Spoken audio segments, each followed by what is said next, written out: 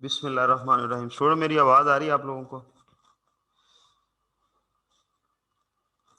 जी ठीक है, ओके। ये सही हो गया।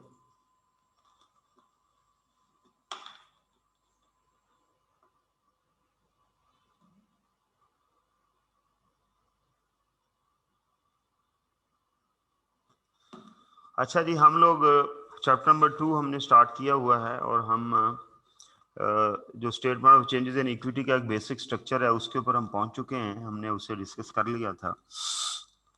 अब हम थ्योरी के ऊपर थे ताकि हम वो चीज़ें जो हैं वो इन बिटवीन द लाइंस जो हैं उनको भी देखते हुए हम इसके जो प्रैक्टिकल क्वेश्चंस हैं हम उन तक जो है वो चले जाएं। चलें जी, आगे कहाँ थे हम लोग? आप लोगों ने जो कल पढ़ा है उसके अंदर किसी को कोई प्रॉब्लम आया हो, ये सारी चीज़ मैंने आपको पढ़ने के लिए कही थी। आगे चलो जी, और आगे और आगे और आगे। ये हमारी बात होगी थी paid up share capital, share premium, redemption. Redemption कहते हैं जब कैपिटल आप वापस कर देते हैं। तो गुंजाइश है कंपनीज एक्ट के मुताबिक कि हम एक दफ़ा लिया हुआ जो शेयर्स हैं, लोगों को इशू किए हुए शेयर्स जो हैं, शेयर कैपिटल जो इशू किया हुआ है, वो हम अपना शेयर सर्टिफिकेट वापस लेके लोगों को पैसे वापस कर दें। इसे हम रिडम्पशन बोलते हैं। बहरहाल इस स्टेज के ऊपर इसकी एज सच इन्वॉल्वमेंट नहीं है, but you must know what is meant by redemption. Dividend क्या होता है जी? डिविडेंड वो प्रॉफिट का वो हिस्सा है जो कि हम डिस्ट्रीब्यूट कर देते हैं अमंग द शेयर होल्डर्स। किसी सोल प्रोप्राइटर के अंदर तो आपको याद है हम ड्राइंग लेते हैं, लेकिन किसी लिमिटेड कंपनी के अंदर ड्राइंग नहीं की जा सकती। उसके अंदर अगर बिजनेस से आपने पैसे निकालने हैं तो उसके लिए आपको जो है वो डिविडेंड की शक्ल में निकल सकते हैं। डिविडेंड दो तरह से दिया जाता है, एक को कहते हैं हम इंटरिम डिविडेंड, एक को कहते हैं हम फाइनल डिविडेंड। ये बात जरा नोटिस करने की है। इंटरिम डिविडेंड जो है वो ड्यूरिंग द ईयर कभी भी दिया जा सकता है, 2 महीने बाद, 4 महीने बाद, 6 महीने बाद, 10 महीने बाद, यानी कंपनी अपने उस पीरियड तक के रिजल्ट्स देख के उसमें से कोई डिविडेंड दे दे। और फाइनल डिविडेंड वो है जो कि एनुअल रिजल्ट्स के बाद दिया जाता है। जो एनुअल रिजल्ट जब साल पूरा हो जाता है और उसके बाद एनुअल जनरल मीटिंग होती है तो उसके अंदर ये डिविडेंड जो है वो अप्रूव किया जाता है। इंटरिम डिविडेंड को अप्रूव करना है बोर्ड ऑफ डायरेक्टर्स ने, ये बात नोट करने वाली है। इंटरिम डिविडेंड को बोर्ड ऑफ डायरेक्टर्स ने अप्रूव करना है और वो पे हो जाना है। फाइनल डिविडेंड जो है वो बोर्ड ऑफ डायरेक्टर अप्रूव नहीं कर सकते, वो प्रपोज करेंगे। कब प्रपोज करेंगे? जब एनुअल फाइनेंशियल स्टेटमेंट बनेगी, बोर्ड ऑफ डायरेक्टर्स की मीटिंग होगी, उसके अंदर वो प्रपोज करेंगे कि जी हम इतना डिविडेंड देना चाह रहे हैं। तो साहब इसकी अप्रूवल कौन देगा? इसकी अप्रूवल शेयर होल्डर्स देंगे इन एनुअल जनरल मीटिंग। मतलब डायरेक्टर का प्रपोज किया हुआ dividend share holder as it is भी अप्रूव कर सकते हैं। शेयर होल्डर ये भी कह सकते हैं कि नहीं डिविडेंड चाहिए। शेयर होल्डर्स ये भी कह सकते हैं कि इन्होंने 5% कहा है तो 2% देना है। शेयर होल्डर ये भी कहते हैं इन्होंने 5% कहा है तो हमने कोई और परसेंटेज देनी है। तो तय ये हुआ कि interim dividend board of directors की अप्रूवल से पे किया जाता है और फाइनल डिविडेंड शेयर होल्डर्स की अप्रूवल से पे किया जाता है। लेकिन ये नहीं होता कि आप फाइनल डिविडेंड को पेएबल बुक करें, क्योंकि ये जुड़ा हुआ है किस चीज के साथ? ये शेयर होल्डर्स की अप्रूवल के साथ जुड़ा हुआ है। जब तक कोई चीज अप्रूव नहीं हो जाती उस वक्त तक वो आपकी ऑब्लिगेशन नहीं बनती। हाँ, आप ज्यादा से ज्यादा फाइनेंशियल स्टेटमेंट में ये डिस्क्लोज कर सकते हैं कि डायरेक्टर्स ने इतना डिविडेंड प्रपोज किया है, आप उसको पेएबल बुक नहीं कर सकते। लिहाजा किसी भी बैलेंस शीट के अंदर फाइनल डिविडेंड पेएबल नजर नहीं आएगा। वो जब अगले साल में शेयर होल्डर्स अप्रूव करेंगे तब वो पे होगा। तो किसी साल के अंदर, इस साल के अंदर मसलन फर्ज करें ये जनवरी टू दिसंबर 21 किसी कंपनी का फाइनेंशियल ईयर है, तो इसके अंदर दिसंबर 20 का प्रपोज किया हुआ फाइनल डिविडेंड वो भी इस साल में पे हो सकता है और कोई इस साल का इंटरिम डिविडेंड भी पे हो सकता है। तो वो फाइनल जो पिछले साल का था वो भी इस साल में पे होगा और जो इस साल का इंटरिम है वो भी इसी साल में पे होगा। तो ये बात याद रखनी है आपने, ठीक है? आगे चलें जी, इसको आपने पढ़ना है। पीछे जाओ जरा, पीछे पीछे बेटा पीछे। इसको आपने पढ़ना है जी, ये सारी स्टोरी को बहुत बारीक यार लिखा हुआ है, नजर ही नहीं आ रहा, थोड़ा इसको बोल्ड करो। नहीं हो रहा, चलो थोड़ा हुआ है कि नहीं हुआ? नहीं हुआ, हुआ? हाँ जी। तो ये डिविडेंड के बारे में सारी बात लिखी हुई है, आपने इसे पढ़ना है। वो कहता है जी in mid of the year, mid का मतलब ये नहीं है कि बिल्कुल 6 महीने बाद दें आप, in in in mid of the year का मतलब है कि साल के दौरान कभी भी, ठीक है। तो उसे इंटरम कहते हैं, and at the end of the year mean ये, हाँ ये एंड ऑफ द ईयर होता है, लेकिन ये भी प्रपोज होता है, ये पे अगले साल में किया जाता है। In case of interim it must be incorporated in the statement of changes in equity in the same year. ज़ाहिर है इस साल पे हुआ तो इस साल की जो statement of changes in equity बनेगी उसी में ये, मतलब जब ये पे होना है, चाहे वो इंटरम है चाहे वो फाइनल है, ठीक है, उस साल की statement of changes in equity में ये हमारे जो क्यूमुलेटेड प्रॉफिट है उसमें से इसने माइनस होना है, क्योंकि उन प्रॉफिट में से हमने देना है। तो कहने का मतलब ये है कि फाइनल डिविडेंड भले वो जो है वो पिछले साल का प्रपोज किया हुआ है, लेकिन वो चूंकि पे इस साल में हो रहा है तो उसने इस साल statement of changes in equity profit में से माइनस होना है, और इसी तरह जो इंटरम है इस साल का उसने तो होना ही इसी साल में है। आगे चलो जी। हाँ जी, बोनस शेयर क्या है जी? देखें, बोनस शेयर जो है ये डिविडेंड की एक शक्ल है। सम टाइम कंपनी जो है अपने शेयर होल्डर्स जो हैं उनको प्रॉफिट देना चाहती है, डिविडेंड देना चाहती है, लेकिन कंपनी के पास कैश नहीं है, कंपनी अपनी एक्सपेंशन मोड में है, उनके पास जो भी पैसे आ रहे हैं उनको वो इन्वेस्ट करी जा रहे हैं कंपनी के अंदर, मजीद मशीनरी खरीद रहे हैं, मजीद प्रोडक्शन बढ़ा रहे हैं, ठीक है। तो अल्टीमेटली मैनेजमेंट ये भी चाह रही है कि यार शेयर होल्डर्स को हमारा डिविडेंड देना भी बनता है, तो वो डिविडेंड जो है वो इन शेप ऑफ शेयर्स दे देंगे। ऐसे शेयर्स जो डिविडेंड की शक्ल में इशू कर दिए जाएं शेयर होल्डर्स को, एग्जिस्टिंग शेयर होल्डर्स को, उन शेयर्स को हम बोनस शेयर्स कहते हैं, ठीक है। इनके अगेंस्ट कैश नहीं आता, ये सिंपली एक जनरल एंट्री डलेगी, जेवी डलेगा, और वो क्या होगा, शेयर कैपिटल क्रेडिट हो जाएगा और डिविडेंड डेबिट हो जाएगा, ठीक है। तो बोनस शेयर जो हैं, these shares are distributed by a company to its current share holders free of charge. Free of charge mean free में ये इशू होंगे। A bonus issue does not involve any cash inflow. The company converts some of its reserves, share premium और retained earning और both. ये देखें, ये important बात है कि हम ये अपने रिजर्व को कन्वर्ट कर सकते हैं, और वो रिजर्व कौन से हैं, वो रिजर्व शेयर प्रीमियम और रिटेन्ड अर्निंग हैं। इसमें तरतीब ये बनती है कि पहले रिटेन्ड अर्निंग को यूज किया जाता है, और फिर अगर अभी भी हमने जो डिविडेंड बोनस शेयर देने हैं वो पूरा नहीं हो रहा तो फिर हम शेयर प्रीमियम को यूज कर देते हैं। Into fully paid share capital issued at its par, और ये हमेशा पार के ऊपर इशू होगा, यानी शेयर प्रीमियम जो है ये फ्री ऑफ कॉस्ट शेयर देने हैं हमने। हम क्या करेंगे, जो एक्यूमुलेटेड प्रॉफिट हैं उनको हम डेबिट करके शेयर कैपिटल को क्रेडिट कर देंगे, या शेयर प्रीमियम को डेबिट करके और पेड अप कैपिटल को क्रेडिट कर देंगे। किसके साथ? पार वैल्यू के साथ। कोई इसके अंदर ये नहीं होगा कि जी प्रीमियम के ऊपर इशू हो या डिस्काउंट इशू हो, ऐसा नहीं होगा। ये सिर्फ और सिर्फ क्या होंगे, ये पार के ऊपर इशू होंगे। तो ये भी हमें पता चल गया, ये भी स्टेटमेंट ऑफ चेंजेस, ये जितनी हम ये हेडिंग डिस्कस कर रहे हैं ये statement of changes in equity के बेसिकली जो हैं वो इंग्रेडिएंट्स हैं। हमने कल जो लास्ट क्लास में जो फॉर्मेट बनाया था उसके अंदर ये सारी चीज़ें जो हैं वो हम एलेबोरेट करेंगे। उसके बाद आखिरी चीज़ आ गई जी इस हवाले से, वो है राइट इशू। राइट इशू कहते हैं कि जब एक कंपनी जिसका ऑलरेडी शेयर कैपिटल हो और वो मजीद शेयर कैपिटल इशू करना चाह रही हो अदर देन बोनस शेयर, यानी उसे पैसों की ज़रूरत है, उसने शेयर होल्डर्स को ऑफर की है कि भाई हम इतने शेयर और इशू कर रहे हैं, ठीक है, तो इसे हम राइट इशू कहते हैं।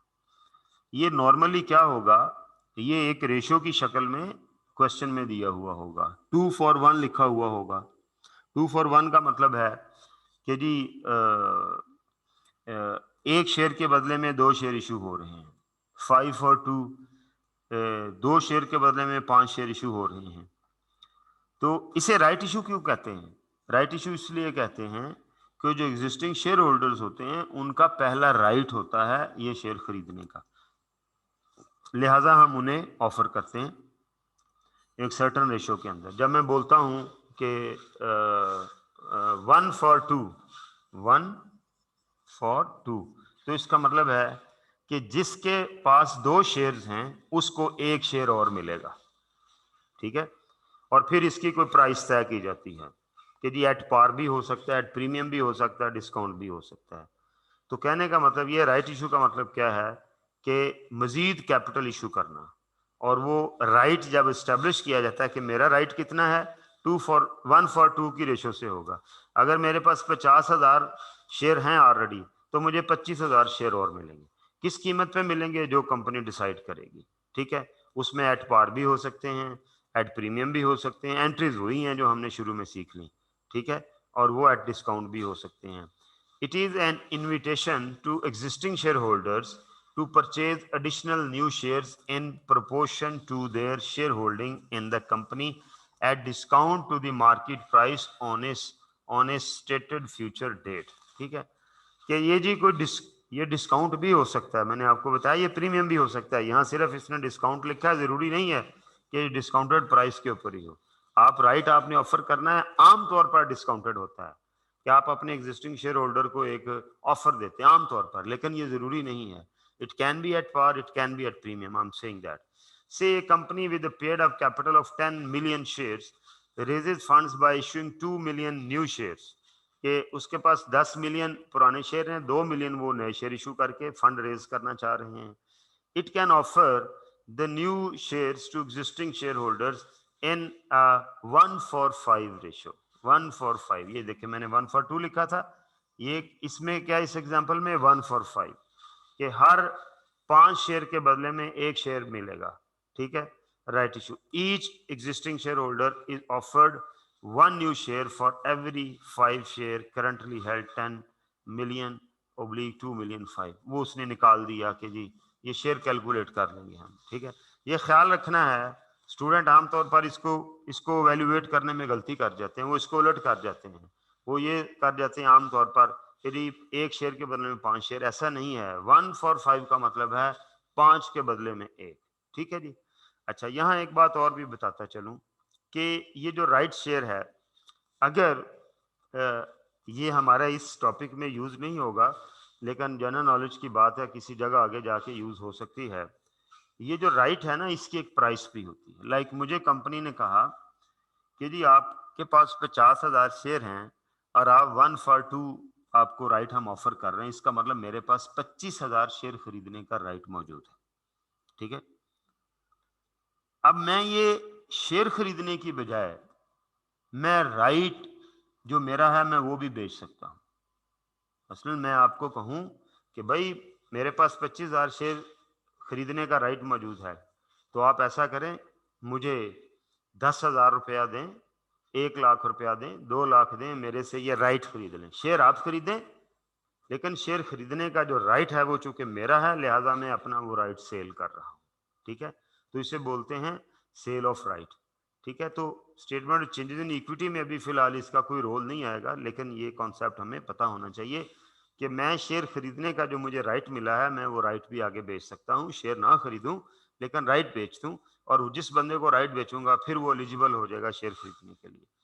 Total comprehensive income, the detail of total comprehensive income is as under, क्या जी, profit for the year and retainer. ये तो बात हम पढ़ते रहे हैं कि जी कंप्रीहेंसिव इनकम के आपको बताया था, याद है जब हमने कंपोनेंट्स ऑफ फाइनेंशियल स्टेटमेंट पढ़े थे, तो हमने कहा था कि स्टेटमेंट ऑफ कंप्रीहेंसिव इनकम के 2 पार्ट हैं। एक को बोलते हैं statement of profit and loss, और दूसरे को बोलते हैं हम statement of other comprehensive income, ठीक है। तो statement of profit and loss तो वही है जो आपने फाइनल अकाउंट में बनाई हुई है, प्रॉफिट निकाला हुआ है। ये जो अदर कंप्रीहेंसिव इनकम है, ये क्या है? आपके इस सिलेबस के अंदर एक ही अदर कंप्रीहेंसिव इनकम है जिसका जिक्र होगा, और वो होगा रीवैल्यूएशन सरप्लस, ठीक है। जब मैंने 2 डेज बैक मैंने क्लास में आपको जब रीवैल्यूएशन सरप्लस के बारे में बताया था, तो मैंने एंट्री क्या की थी, फिक्स्ड एसेट डेबिट और सरप्लस ऑन रीवैल्यूएशन क्रेडिट। ये जो सरप्लस ऑन रीवैल्यूएशन है, ये अदर कंप्रीहेंसिव इनकम में जाएगा। इसकी एंट्री होगी कि फिक्स्ड एसेट डेबिट यानी property plant and equipment debit, और जो सरप्लस ऑन रीवैल्यूएशन जो है वो क्रेडिट। ये दरअसल अदर कंप्रीहेंसिव इनकम का एलिमेंट है कि अदर कंप्रीहेंसिव इनकम में एक इनकम जो है वो सरप्लस ऑन रीवैल्यूएशन है। तो इसकी हम एंट्री बेसिकली क्या करेंगे, एंट्री करेंगे प्रॉपर्टी प्लांट इक्विपमेंट डेबिट और OCI credit. OCI stands for other comprehensive income. ये देखें, ये एंट्री होगी जब सरप्लस क्रिएट किया जाएगा, PPE property plant and equipment debit to OCI। OCI stands for other comprehensive income. ठीक है, तो ये अदर कंप्रीहेंसिव इनकम के अंदर ये क्रेडिट हो जाएगी। इस हेड से, हेड का नाम क्या है, रीवैल्यूएशन। जैसे हम कहते हैं सेल है, इस तरह हेड का नाम, इस इनकम का नाम क्या है, इस इनकम का नाम है रीवैल्यूएशन सरप्लस। और फिर ये रीवैल्यूएशन सरप्लस जो है, जैसे जैसे एसेट पुराना होता जाएगा, इस्तेमाल होता जाएगा, तो ये जो अदर कंप्रीहेंसिव इनकम जो कि एक रिजर्व का हिस्सा बनती है, वहां से ये इनकम निकल के एक रेगुलर इनकम बनती जाएगी। यानी ये OCI से निकलकर, यहां से निकलकर ये इधर रिटेन्ड अर्निंग में ट्रांसफर होती जाएगी। ठीक है, इसे हम कहते हैं सरप्लस रियलाइज हो रहा है। क्या बोलते हैं, सरप्लस रियलाइज हो रहा है। तो ये वो बता रहा है आपको कि profit for the year and retained earning क्या है। कहता है जी retained earnings comprises the income profit और गेन्स लेस लॉसेस। ठीक है, जो रूटीन में प्रॉफिट या लॉस निकलता है, that the company retains with in the business, जो कि कंपनी बिजनेस में रख लेती है, इसीलिए इसे retained earning, accumulated profit, reserves, that is income that has not been paid out as dividend or transferred to any other reserve.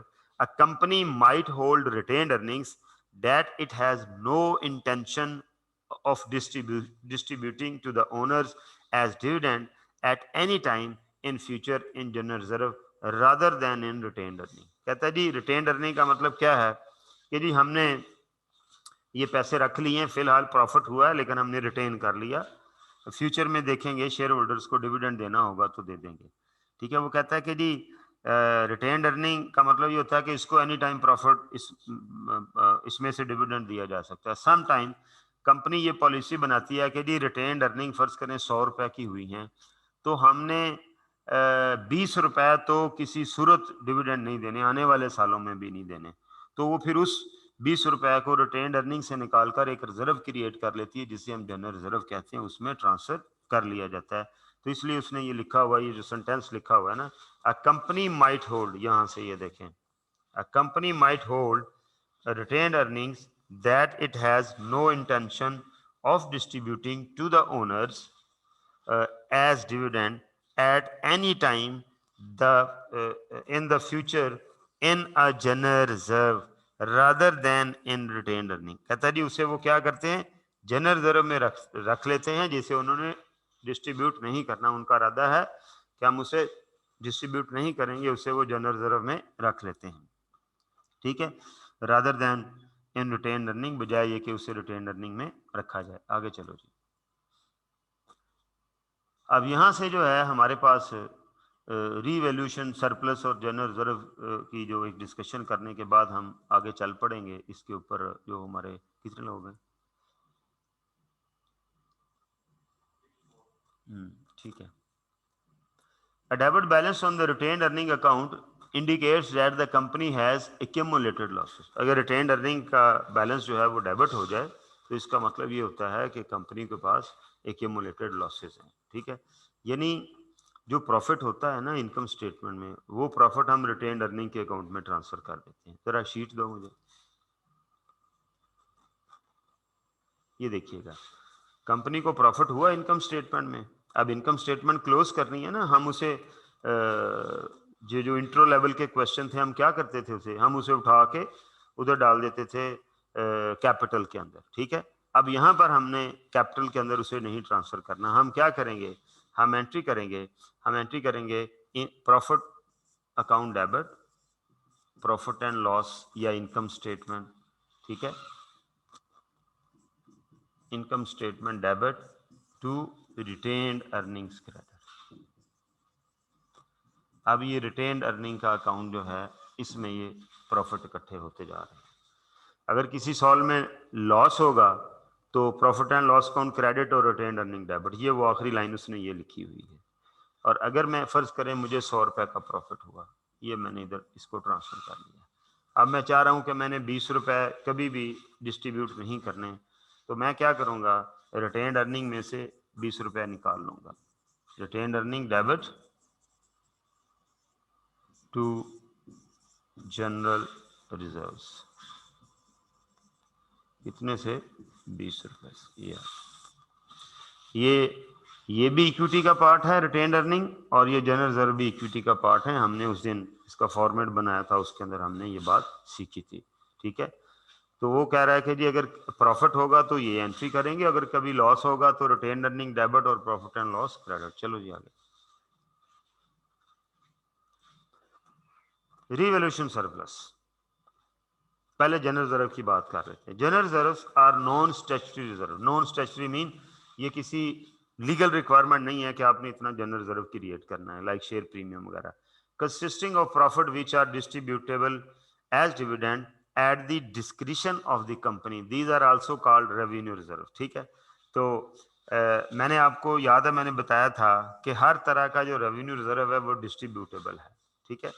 लेकिन यहाँ किताब के अंदर एक कॉन्ट्राडिक्शन है, वो क्या, यहां उसने लिखा हुआ है कि general reserve are non statutory reserve consisting of profit which are distributable, जो कि डिस्ट्रीब्यूटेबल हैं, ठीक है। पीछे जाएं जरा इससे, यहां क्या लिखा हुआ है, a company might hold retain earnings that it has no intention of distributing to owners as dividend at any time in the future in a general reserve account, ठीक है। यहाँ वो कहता है कि कंपनी की इंटेंशन जिसको तकसीम करने की ना हो, उसे वो जनरल रिजर्व में रख सकती है।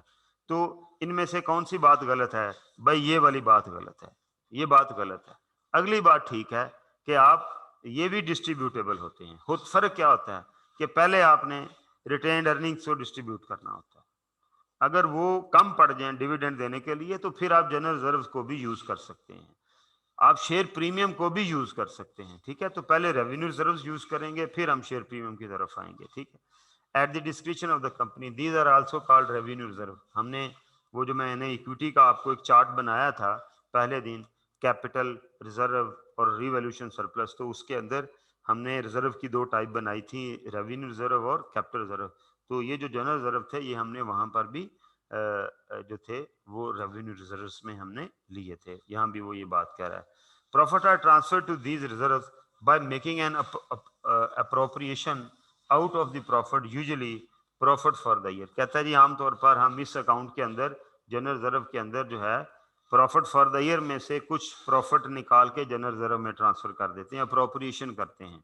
बाज का हम रिटेन अर्निंग में से भी कर देते हैं, लेकिन नॉर्मली ये प्रॉफिट फॉर द ईयर में से ट्रांसफर हो जाते हैं और बाकी रिटेन अर्निंग में ले जाते हैं। जैसे यहाँ लिखा हुआ है प्रॉफिट आफ्टर टैक्सेशन 3 लाख रुपया है, अप्रोप्रिएशन ऑफ प्रॉफिट क्या किया जी, इतना डिविडेंड दे दिया, इतना जनरल रिजर्व को ट्रांसफर कर दिया, और बाकी जो है ये retain earning for the year है, और ये ओपनिंग रिटेन अर्निंग थी और ये क्लोजिंग रिटेन अर्निंग हो गई। यानी क्या हुआ कि रिटेन अर्निंग का जो बैलेंस था, रिटेन अर्निंग ब्रॉड फॉरवर्ड वो कितनी थी, 5 लाख थी, यानी रिटेन अर्निंग का ओपनिंग बैलेंस कितना था, 5 लाख था।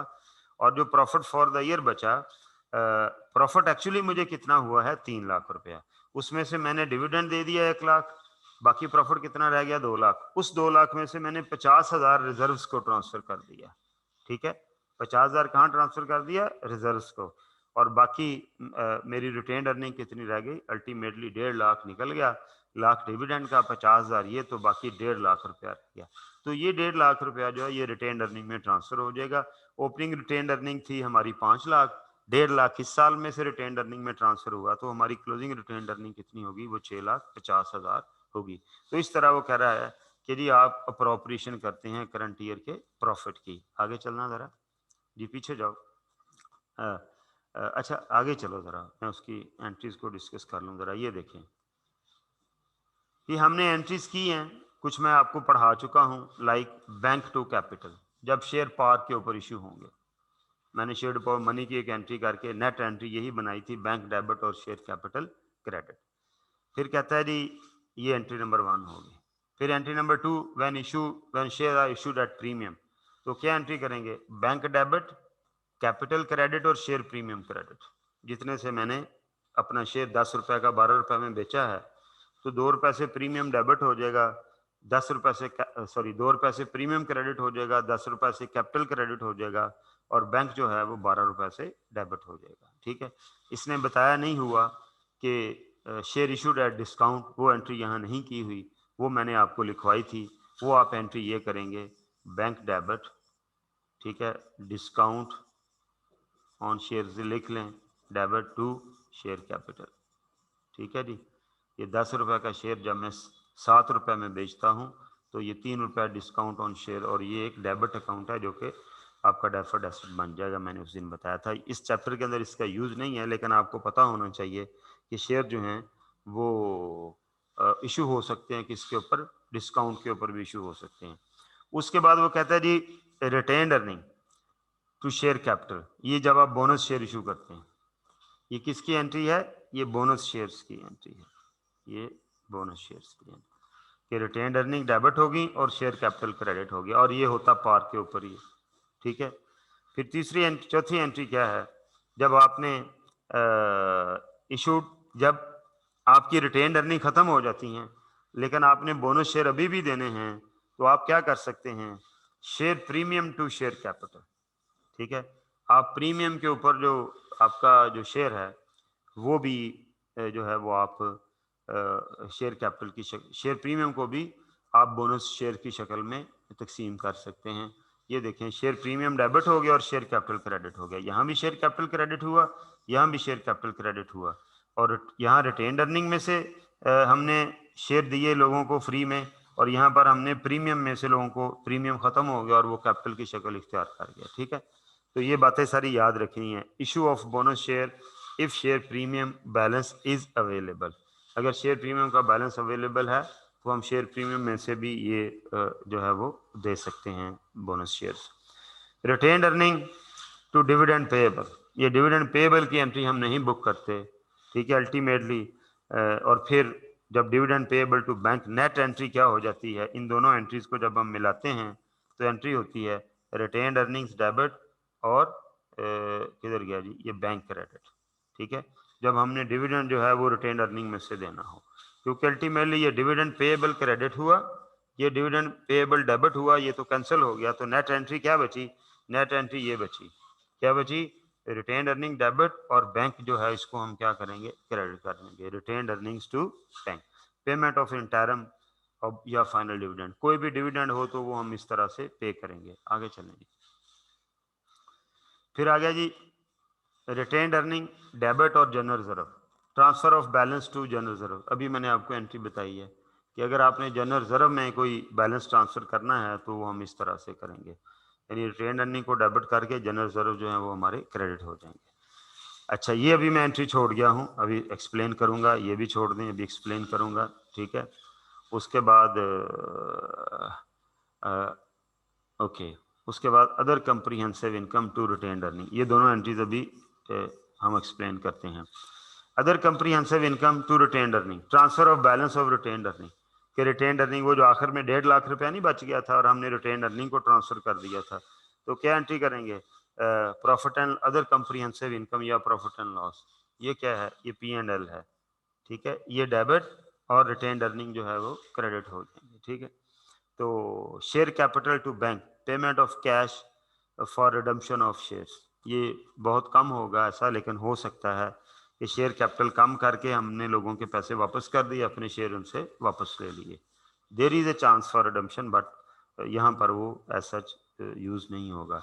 Retained earning to capital repurchase reserve account, transfer from distributable reserve to capital repurchase reserve account on redemption, ये हम एक स्पेशल रिजर्व क्रिएट कर लेते हैं जिसे हम कैपिटल रीपरचेज रिजर्व अकाउंट कहते हैं, कि कुछ पैसे रखते जाते हैं प्रॉफिट में से कि भी हम किसी टाइम पर आके लोगों से अपने शेयर जो है वो वापस खरीद लेंगे। ठीक है, तो इसे हम कैपिटल रीपरचेज रिजर्व अकाउंट कहते हैं। रिटेन्ड अर्निंग कम हो गई और ये भी एक रिजर्व क्रिएट, देखिए तमाम रिजर्व्स जो हैं वो क्रेडिट होते हैं, शेयर प्रीमियम क्रेडिट होता है, जनरल रिजर्व क्रेडिट होता है, ये जो रिटेन्ड अर्निंग है ये भी एक किस्म का रिजर्व है, ये क्रेडिट होते हैं, और उसके बाद ये जो कैपिटल रीपरचेज रिजर्व है ये भी क्रेडिट होता है, ठीक है। तो यहाँ इसने लिखा transfer from distributable reserve to capital repurchase reserve account on redemption.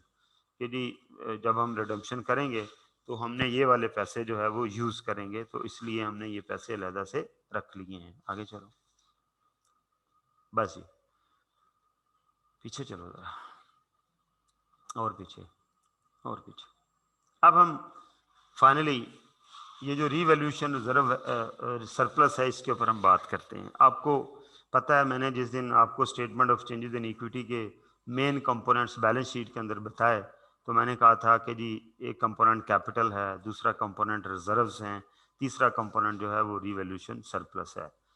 तो रीवैल्यूएशन सरप्लस जो है वो एसेट की वैल्यू के अंदर जो इंक्रीज है उससे रिप्रेजेंट करता है कि उधर तो एसेट हमने बढ़ा लिए, लाइक मेरा 100 रुपए का एसेट जो है, शीट निकालो जी, ऊपर करो इसको थोड़ा सा, ठीक है ठीक है ठीक है ठीक है, कोई बात चले। मेरा ये जो 100 रुपए का एसेट है जो बुक्स के अंदर आ रहा था, उसकी कैरिंग वैल्यू वो पता नहीं 200 का खरीदा होगा कितने, इस वक्त वो 100 रुपए का है, ठीक है। या यूं समझ लें कि मैंने वो एसेट 150 का खरीदा था, उसकी कॉस्ट 150 थी, और अब तक वो डेप्रीशिएट कितना हो चुका हुआ है, वो 150 सॉरी 150 में से 50 डेप्रीशिएट हो चुका हुआ है। तो मेरे पास एसेट अकाउंट के अंदर वैल्यू क्या आ रही है, ये एसेट अकाउंट है, इसमें तो वो आ रहा है ओपनिंग बैलेंस 150 के तौर पर ही, ठीक है। और ये मेरा एक्यूमुलेटेड डेप्रिसिएशन का बैलेंस है, अकाउंट है। ये क्या है, एक्यूमुलेटेड डेप्रिसिएशन। इसमें वो कितने डेप्रिसिएशन आ रही है, 50 आ रही है, ठीक है जी। अब हम क्या करते हैं, अब हम कहते हैं कि जी इस डेट को वैल्यूअर से वैल्यू लगवाई, उसने कहा कि साहब ये आपका एसेट तो 120 रुपए का है, इस वक्त मेरी बुक्स में कितने का आ रहा है, 150 माइनस 50, 50 तो वो डेप्रिसिएट हो गया ना, तो कैरिंग वैल्यू कितनी आ रही है हमारी, कैरिंग वैल्यू आ रही है 100 की। लेकिन वैल्यूर क्या कह रहा है, वैल्यूर कह रहा है कि जनाब ये इसकी जो वैल्यू है वो 120 हो गई है। तो मैं क्या करूंगा, मैं इसकी रीवैल्यूएशन की एंट्रीज करूंगा। पहली एंट्री क्या होगी, accumulated depreciation debit to asset credit, entry number 1 है, ठीक है। ये मैं भी एंट्रीज भी नीचे लिखता जा रहा हूँ, एंट्री नंबर 1 ये है, ठीक है। क्या लिखेंगे, एक्यूमुलेटेड डेप्रिसिएशन टू एसेट, कितने से, 50 से, जितनी इस वक्त तक उसकी डेप्रिसिएशन हो चुकी हुई। ये जिस डेट को मैंने एसेट को रीवैल्यू करना है, मैंने उस डेट तक एसेट को पहले डेप्रिसिएट करना है। कर लिया जी डेप्रिसिएट, ओके। आगे चलते हैं। अब एसेट हो गया कितने का जी, 120 का। अब मेरी बुक्स में ये एंट्री करने के बाद, ये वाली एंट्री करने के बाद मेरी बुक्स में एसेट कितने का रह गया, यहाँ पर ये देखें 150 डेबिट है और ये 50 क्रेडिट है। मेरी बुक्स में एसेट रह गया 100 रुपए का। अब मैंने इसको 120 का बनाना है, कैसे बनाऊंगा, मैं एक एंट्री पास करूंगा।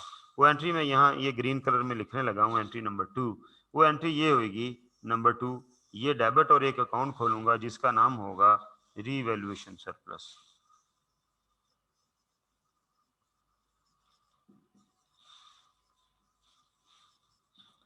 इसकी एंट्री हम क्या करेंगे, एसेट डेबिट टू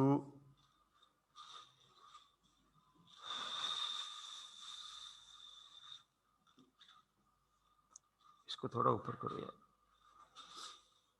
थोड़ा बस बस, हाँ नीचे करो थोड़ा, और बस, ठीक है,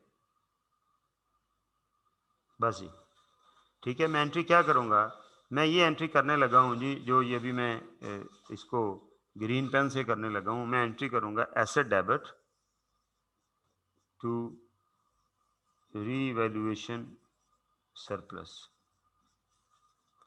ये एंट्री नंबर 2 होगी, ठीक है जी। कितने से, 20 रुपीज़ से, जितना मेरे एसेट के अंदर इंक्रीज हुई है, ठीक है। मसलन ये एसेट 20 रुपए से डेबिट हो गया और रीवैल्यूएशन सरप्लस जो है वो 20 रुपए से क्रेडिट हो गया, ठीक है। तो एंट्री क्या हुई, एसेट डेबिट और रीवैल्यूएशन सरप्लस जो है वो क्रेडिट हो गया, ये एंट्री नंबर 2। अब मेरा एसेट इस वक्त कितने का हो गया, अगर मैं इसका क्लोजिंग बैलेंस आज निकालता हूं तो ये कितने का हो गया जी, ये 120 रुपए का हो गया, ऐसे ही है। और मेरी डेप्रिसिएशन जो है ये क्या होगी, ये नील होगी। और मेरा रीवैल्यूएशन रिजर्व जो है ये क्लोजिंग बैलेंस कितना आ गया, 20 रुपए का। ये क्लोजिंग बैलेंस कहाँ जाएगा, ये अदर कंप्रीहेंसिव इनकम में जाएगा और वहां से फिर ये बैलेंस शीट में ट्रांसफर हो जाएगा। प्रेजेंटेशन पर्पस के लिए बेसिकली ये बैलेंस शीट का अकाउंट है, बैलेंस शीट में इसने क्रेडिट होना है इस बैलेंस में, लेकिन प्रेजेंटेशन पर्पस के लिए जब हम statement of total comprehensive income बनाते हैं तो statement of profit and loss के बाद इसे ओसीआई के अंदर भी हम इसे शो करते हैं। तो इसकी एंट्री ये होगी एसेट टू रीवैल्यूएशन सरप्लस। अब ये जो रीवैल्यूएशन सरप्लस है ये क्या है, क्या इसने अब एसेट की होल लाइफ के अंदर इसने 20 रुपए के ऊपर शो होते रहना है, ऐसा नहीं है। इस सरप्लस ने रियलाइज होना है, इस सरप्लस ने एडजस्ट होना है। सरप्लस रियलाइज होने का क्या मतलब है, सरप्लस रियलाइज होने का मतलब ये है कि ये वाला जो सरप्लस है ये डे बाय डे रिड्यूस होता जाएगा, खत्म होता जाएगा। सरप्लस कब कब रियलाइज होता है, सरप्लस दो तरह से रियलाइज हो सकता है। नंबर वन, हम एसेट बेच दें, जो ही हम एसेट बेचेंगे ये, अब ये देखें ना, ये सरप्लस अगले साल क्या करूंगा, जब मैं ये रीवैल्यूएशन सरप्लस का अकाउंट दोबारा खोलूंगा तो ये ओपनिंग बैलेंस आएगा ना 20 रुपये, ठीक है। ये रेंट के ऊपर डेप्रिसिएट होके सारा ये एडजस्टमेंट होगी। अब अगला साल शुरू हुआ, अगले साल में इसका ओपनिंग बैलेंस कितना हो गया, 120, ठीक है जी। और एक्यूमुलेटेड डेप्रिसिएशन का ओपनिंग बैलेंस नील हो गया और रीवैल्यूएशन सरप्लस का ओपनिंग बैलेंस 20 आ गया, ठीक है। अब अगला पूरा साल एसेट इस्तेमाल हुआ, जब ये एसेट इस्तेमाल होता है तो इसका सरप्लस जो है वो यूटिलाइज होता है, कंज्यूम होता है। वो सरप्लस कितना कंज्यूम होना है, उसने लिखा हुआ है जी equal to incremental depreciation, equal to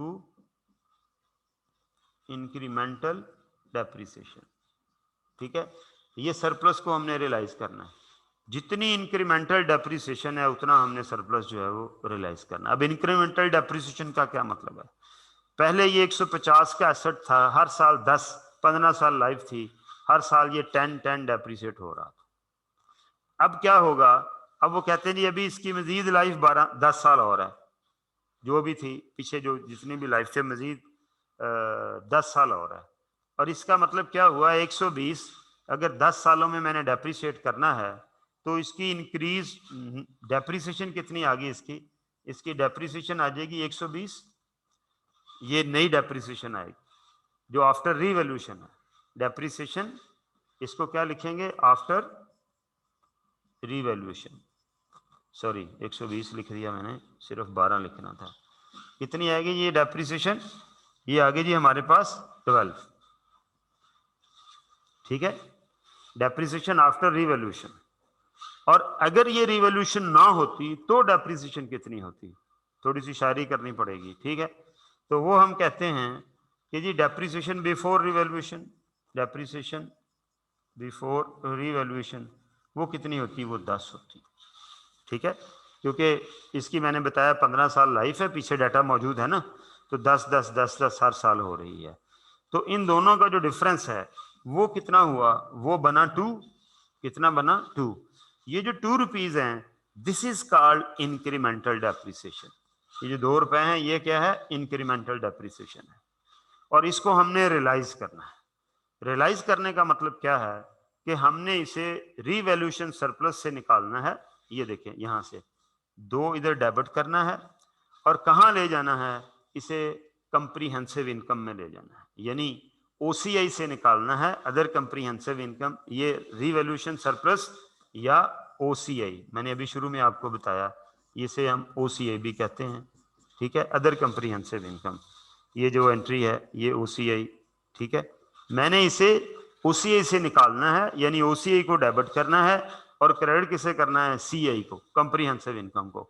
तो इसकी एडजस्टिंग एंट्री ये पड़ती होती है, वो एंट्री ये होती है कि OCI debit, OCI mean revaluation surplus, ये मैं आरएस लिख रहा हूं, to CI, CI mean profit and loss, ये 2 रुपए से एंट्री, ठीक है। यानी हमने अदर कंप्रीहेंसिव इनकम कम कर देनी है और इसे कहाँ ले जाना है, इसे हमने कंप्रीहेंसिव इनकम में ले जाना है। ये देखें अब ये रिजर्व कितना रह गया, अब इसका क्लोजिंग बैलेंस कितना रह गया, 18। तो हम कहेंगे ये जो एंट्री नंबर 3 है जी, ये 3 रेड से जो मैंने लिखी हुई है, ये एंट्री नंबर 3 है बेसिकली, ठीक है। ये 2 का सरप्लस मैंने रियलाइज कर लिया और ये comprehensive income in retained earning में चला गया, ठीक है। क्योंकि कंप्रीहेंसिव इनकम में जब जाएगा फॉर द ईयर प्रॉफिट के अंदर हम इसे ऐड करेंगे तो रिटेन्ड अर्निंग में चला जाएगा। तो ये जो सरप्लस है 2 रुपए का, इसे हम कहते हैं सरप्लस रियलाइज हो गया। तो जब मैं statement of changes in equity बनाऊंगा तो जितना सरप्लस मैंने रियलाइज करना है वो सरप्लस मैं निकालूंगा वहां से अल्टीमेटली रिवैल्यूएशन सरप्लस से, और उसे कहाँ ट्रांसफर कर दूंगा, उसे मैं ट्रांसफर कर दूंगा कंप्रीहेंसिव इनकम के अंदर। तो इस तरह ये सरप्लस आने वाले 10 सालों में हर साल 2-2-2 करके क्या हो जाएगा, नील हो जाएगा, अगर एसेट इस्तेमाल होता रहा 10 के 10 साल। और अगर मैंने एसेट बेच दिया किसी पॉइंट ऑफ टाइम के ऊपर, तो फिर क्या होगा, फिर उस वक्त जितना भी सरप्लस इसके बैलेंस में पड़ा हुआ होगा, लाइक जैसे ये है इस वक्त 18 है, अगर मैं अभी एसेट आज बेच दूंगा, मतलब अब अगला साल शुरू हो गया और उसका ओपनिंग बैलेंस सरप्लस का 18 आ गया और मैंने अगले साल के पहले ही दिन ये एसेट बेच दिया, तो फिर भी ये सारे का सारा सरप्लस जो है ये क्या हो जाएगा, ये नील हो जाएगा, तो ये रियलाइज हो जाएगा। तो सरप्लस 2 तरह से रियलाइज होता है, एक एसेट को बेचने से, रियलाइजेशन की एंट्री यही होनी है, ओसीआई टू सीआई एंट्री यही होनी है। एक सूरत में वो इक्वल टू इंक्रीमेंटल डेप्रिसिएशन थोड़ा थोड़ा करके रियलाइज होना है, और एक सूरत में वो इकट्ठा ही रियलाइज हो जाना है। जब एसेट बिक गया तो ना उसका एसेट की कॉस्ट रहनी है, ना उसकी नई एक्यूमुलेटेड डेप्रिसिएशन रहनी है, तो उसका सरप्लस भी नहीं रहना चाहिए, सीधी सी बात है, ठीक है। तो अब हमारे लिए ये दोनों ट्रीटमेंट अलाउड हैं। स्टैंडर्ड अलाउ करता है कि आप इसको equal to incremental depreciation realise कर लें हर साल 2-2 करके, या इसको पड़ा रहने दें, इसको पड़ा रहने दें, और जिस वक्त एसेट बिकेगा उस वक्त इकट्ठा ही 20 का 20 रियलाइज कर लें। अगर आप साथ साथ रियलाइज कर रहे हैं तो at the time of realisation जितना बैलेंस पड़ा हुआ होगा, जैसे ये मैंने 18 हाईलाइट किया, तो उसको रियलाइज कर लें। लेकिन अगर साथ साथ आप रियलाइज नहीं भी कर रहे तो कोई इशू नहीं है, जिस वक्त आप एसेट बेचेंगे तो इसके सारे का सारा सरप्लस जो है ये रियलाइज करके, ये वाली एंट्री जो है, ये जो अभी मैं 2-2 से कर रहा हूं हर साल, ये इकट्ठी एक ही टाइम पॉइंट ऑफ टाइम पे हो जाएगी और ये 20 से हो जाएगी, ठीक है। तो अल्टीमेटली इस तरह से हम सरप्लस जो है वो रियलाइज कर सकते हैं। यहाँ आपको सिखाने का मतलब क्या है कि जब हम statement of changes in equity बनाएंगे तो जो surplus during the year realise करना होगा वो मैं रीवैल्यूएशन सरप्लस से निकालूंगा और उसे मैं कहाँ ले जाऊंगा, उसे मैं कंप्रीहेंसिव इनकम के अंदर जो है वो ट्रांसफर कर दूंगा, ठीक है। तो अल्टीमेटली मुझे इस चीज को देखना है कि कितना सरप्लस जो है वो मैंने रियलाइज किया है और कितना सरप्लस जो है वो मैं बाकी बच गया है।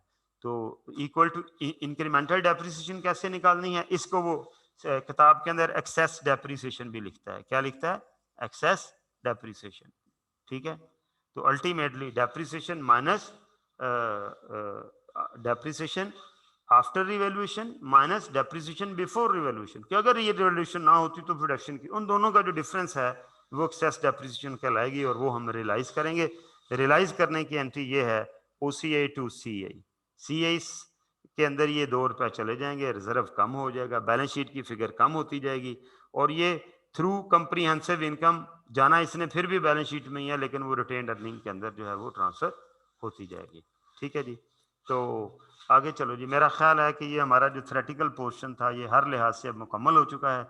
ये जितनी बातें आज मैंने की हैं, पर्टिकुलरली ये जो एंट्रीज मैंने आपसे की हैं, इन सबको आप अच्छे तरीके से जो है वो देख के आइएगा, क्योंकि मैंने आपसे इसका फॉर्मेट डिस्कस कर दिया हुआ है। आगे इसका फॉर्मेट है ये जो उसने लिखा हुआ है, presentation of changes in equity, ये मैं आपसे सारी इंफॉर्मेशन शेयर कर चुका हूँ। Share capital, share premium, retained earning, revaluation surplus, आमतौर पर ये 4 कॉलम ही बनते हैं। अगर कोई जनरल रिजर्व हो तो वो कॉलम भी इधर आ जाएगा, ठीक है।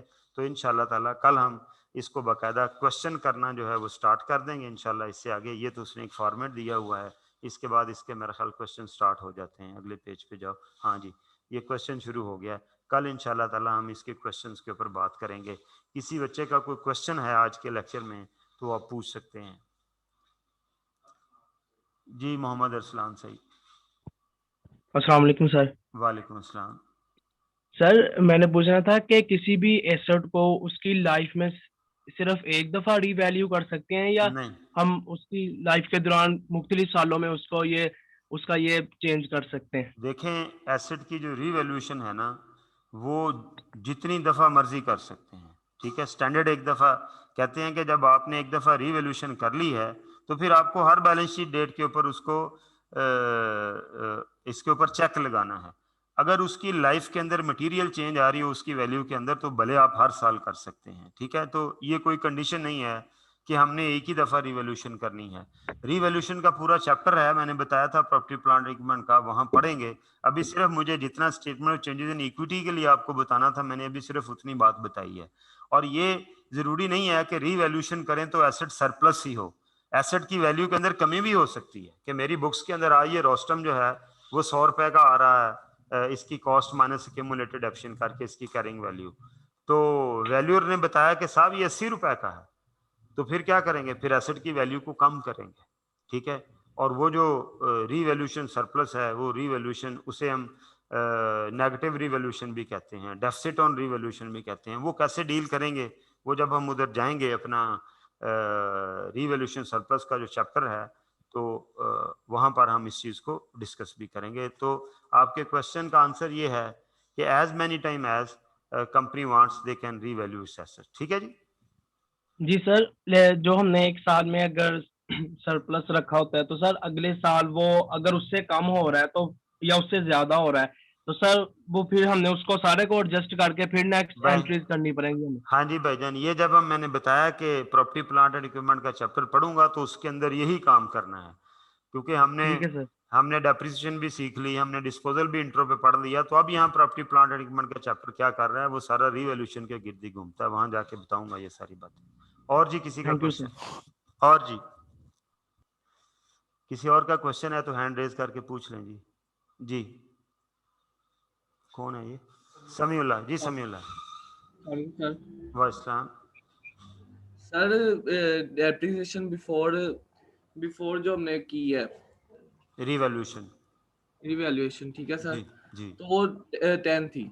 बाद में आफ्टर आफ्टर रिवैल्यूएशन तो 12 निकली। इसका डिफरेंस है इंक्रीमेंटल डेप्रिसिएशन, जैसा आपने बताया, वो हम कम कर देंगे रिवैल्यूएशन में से, जी जो डिक्रीज कर दे। तो भाई सर ये बकाया जो होगी इसका डेप्रिसिएशन फिर ज़्यादा ओपन होगा अकाउंट? नहीं, बाकी जो ये तो सरप्लस में से निकलनी है, बाकी सरप्लस में पड़ा रहेगा सरप्लस, फिर अगले साल जाके फिर सरप्लस रियलाइज होगा एंड सो ऑन, हर साल थोड़ा थोड़ा सरप्लस रियलाइज होता रहेगा। 2 के डिफरेंस से सर चलेगा, जी तो जी जो जी, 10 जो हम निकाल रहे हैं बीच में से डिफरेंस, वो 10 वो किधर नहीं, जाएगा? 10 तो कैलकुलेशन पर्पस के लिए है, 10 तो कैलकुलेशन पर्पस के लिए, डेप्रिसिएशन तो निल हो गई है। पीछे जाओ जरा, मेरी शीट पे जाओ जरा, एक मिनट। ये देखो, यहाँ ये डेप्रिसिएशन निल हो गई थी क्यूमुलेटेड, इस जगह के ऊपर ये एंट्री होगी, एंट्री नंबर 1, डेप्रिसिएशन फारग हो गई। अब नई डेप्रिसिएशन कैलकुलेट होनी है, वो एक अलग इशू है, उसकी एंट्री होनी है डेप्रिसिएशन टू एक्यूमुलेटेड डेप्रिसिएशन 12 रुपए से, ठीक है। ये एक अलग एंट्री है जो डेप्रिसिएशन होती जानी है। और सरप्लस को रियलाइज करना एक अलग एंट्री है, वो कितनी हमने रियलाइज करनी है, जितना इंक्रीमेंटल डेप्रिसिएशन है उसको मैंने रियलाइज करना, ठीक है। और जी आज की थ्योरी बड़ी इंपॉर्टेंट है जी, प्लीज इसको अच्छे तरीके से पढ़ के आइएगा, इसमें से शॉर्ट क्वेश्चन भी आते हैं और चैप्टर को करने के अंदर इसका अमल दखल भी है।